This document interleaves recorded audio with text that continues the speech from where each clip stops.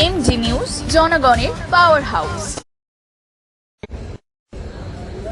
আমরা সকলে অত্যন্ত ব্যথিত, চিন্তিত। বাংলাদেশের হিন্দুদের অস্তিত্ব রক্ষার লড়াইয়ের যিনি নেতা চিন্ময় কৃষ্ণ প্রভুকে দুপুরবেলা মৌলবাদী ডক্টর ইউনূস সরকার গ্রেপ্তার করেছে। আমরা এই খবরটা পেয়ে অত্যন্ত বিচলিত এবং চিন্তিত। মমতা ব্যানার্জির ফ্যামিলিতে কি মিটিং, সিটিং, ইটিং হয়েছে সেটা নিয়ে উই আর নট ওরিড। আমরা এটা নিয়ে ওরিডও নই, চিন্তিতও নই, আমরা ভাবিতও নই।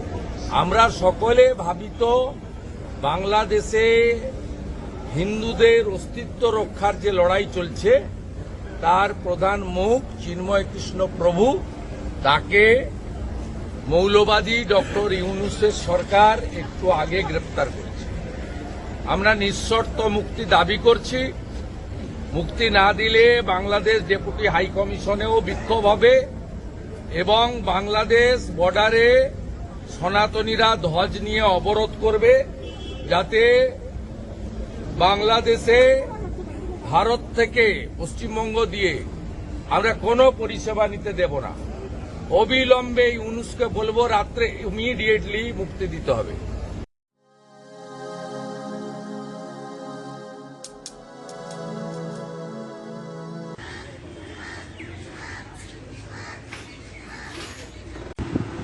জাগরণ জোটের মুখপাত্র শ্রী চিন্ময় কৃষ্ণ দাস ব্রহ্মচারী মুক্তির দাবিতে এবং বাংলাদেশের সংখ্যালঘুদের উপর বর্বরচিত হত্যা ও নির্যাতনের প্রতিবাদে সংবাদ সম্মেলন। প্রিয় সাংবাদিক বন্ধুগণ, আজ আমরা এমন এক সন্ধিক্ষণে সাংবাদিক সম্মেলন করিতে যাইতেছি যেখানে বাংলাদেশের মুক্তিযুদ্ধের চেতনা, কর্মনিরপেক্ষতার অস্তিত্ব সংকট দেখা দিয়েছে। বাংলাদেশে আজ সংখ্যালঘুদের মোহাম্মদ ইউনূসের নেতৃত্বে বাংলাদেশ সরকার সংখ্যালঘুদের নির্যাতনের ক্ষেত্রে সব রকমের বর্বরতার সীমা লঙ্ঘন করিয়াছে। বাংলাদেশের সংখ্যালঘুদের উপর পৈশাচিক নির্যাতনের খবর আন্তর্জাতিক সংবাদ মাধ্যম সহ ভারতীয় পত্র পত্রিকায় অত্যন্ত গুরুত্বের সহকারে প্রতিদিন প্রকাশিত হইতেছে। ধর্মীয় অস্তিত্ব রক্ষায় শান্তিপূর্ণ আন্দোলনে নেতৃত্ব দানকারী শ্রী চিন্ময় কৃষ্ণ দাস ব্রহ্মচারীকে মিথ্যা মামলায় গ্রেপ্তার করিয়া জেলখানায় বন্দী করিয়া বাংলাদেশ সরকারের যে দৃষ্টতায় পরিচয় দিয়েছে সেই জন্য আমরা ধিক্কার জানাই। পাশাপাশি আমরা জেলখানায় শ্রী চিন্ময় কৃষ্ণ দাস ব্রহ্মচারীর জীবনহানির আশঙ্কা করছি। বাংলাদেশের বর্তমান অবস্থার পরিপ্রেক্ষিতে খণ্ডিত স্বাধীন ভারতের ধর্মনিরপেক্ষতা প্রশ্নবিদ্ধ হওয়ার সম্ভাবনা দেখা দিয়েছে।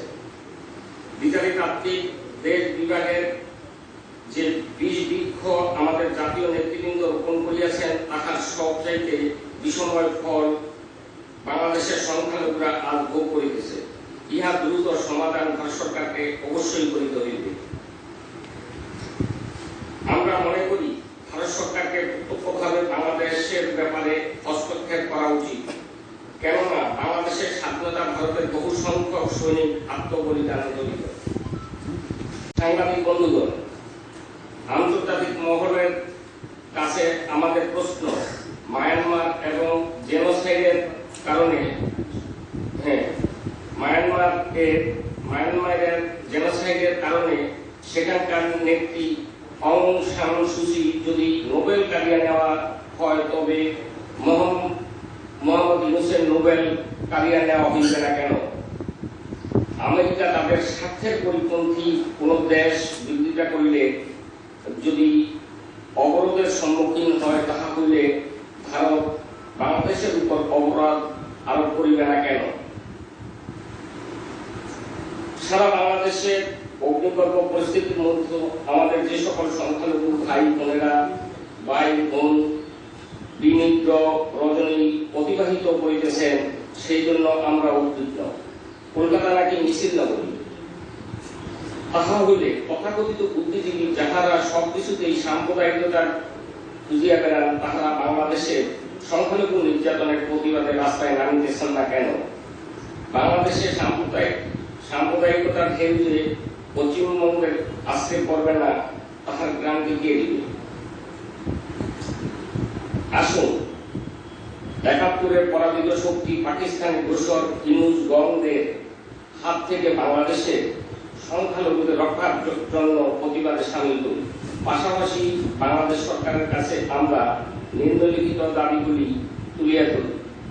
আমাদের দাবিসমূহ: বাংলাদেশের সম্মিলিত সনাতনী জাগরণ জোটের মুখপাত্র শ্রী চিন্ময় কৃষ্ণ তার ব্রহ্মচারী সহ সমস্ত রাজবন্দীদের মুক্তি দিতে হইবে। সংখ্যালঘু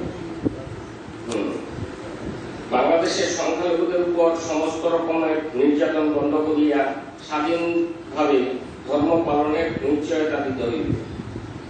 এই যাবৎকালে যত সংখ্যালঘুদের জান মালের ক্ষতি হইয়াছে, তাহার ক্ষতিপূরণের ব্যবস্থা করিতে হইবে এবং দোষীদের বিচারের আওতায় আনিতে হইবে। পাকিস্তানের সাথে আজকে যাহা কিছু চলছে, তো পাকিস্তানের সাথে তাদের মতভেদ হচ্ছে। হিজবুত তাইফি সহ আরম্ভ করে শিবির এবং অন্যান্য যে পাকিস্তান যে সমস্ত শক্তিগুলি, সেই শক্তিগুলি আজকে বাংলাদেশে স্ট্রং। তারা সেগুলো কি করতেছে? তারা কাজ করতেছে।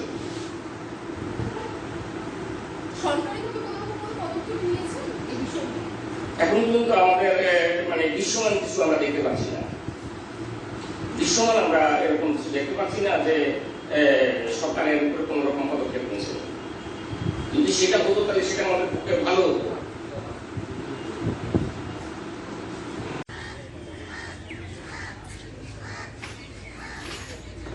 যাদেরকে পারি তাদেরকে সাথে নেব, কিন্তু চাইছি যে এটা একটা জনজাগরণের পর্যায়ে আসুন এবং একটা জনগণের আন্দোলনে রূপান্তরিত হোক।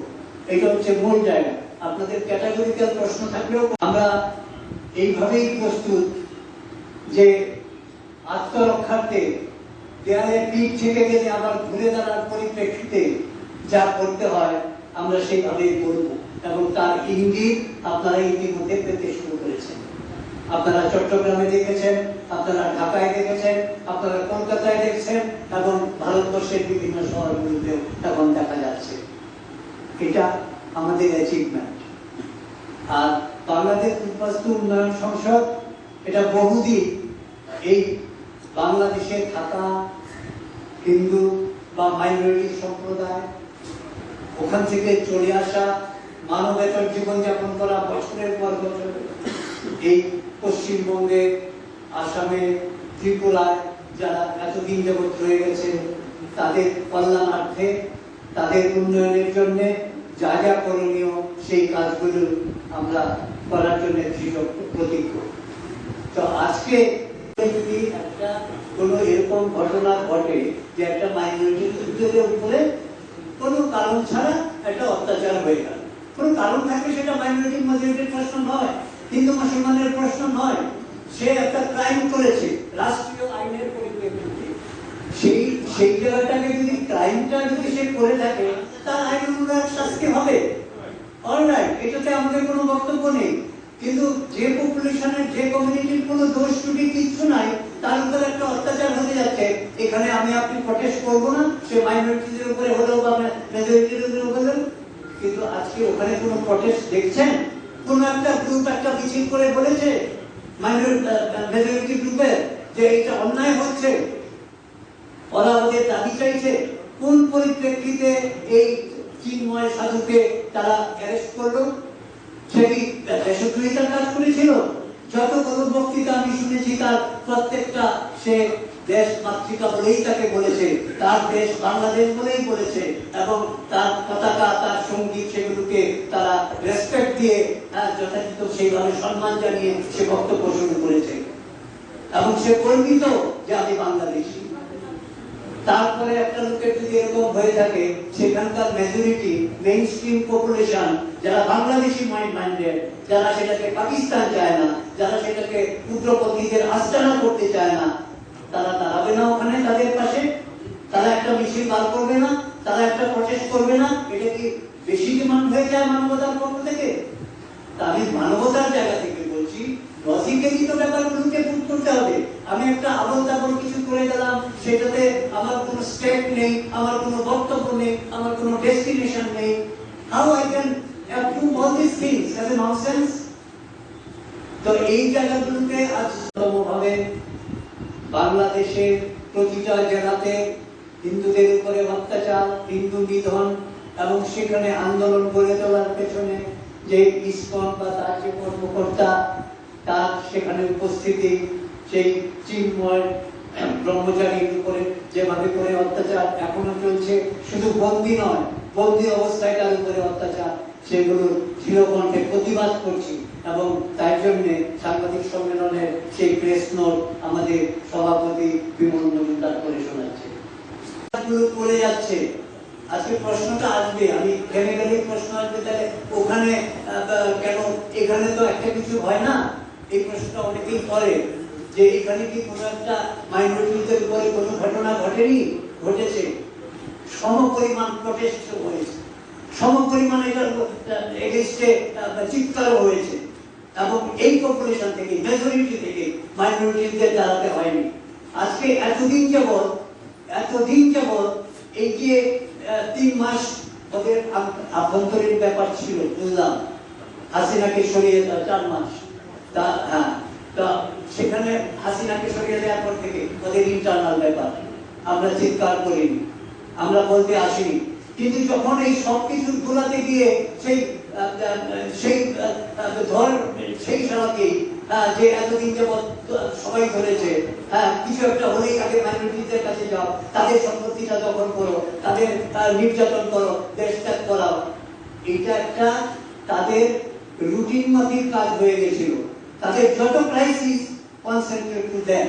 তো এই জায়গাটা আমরা অনেক আগে থেকেই বুঝতে পেরেছিলাম, অনেক আগে থেকেই সচেতনতার জায়গাটা তৈরি করার চেষ্টা করেছিলাম।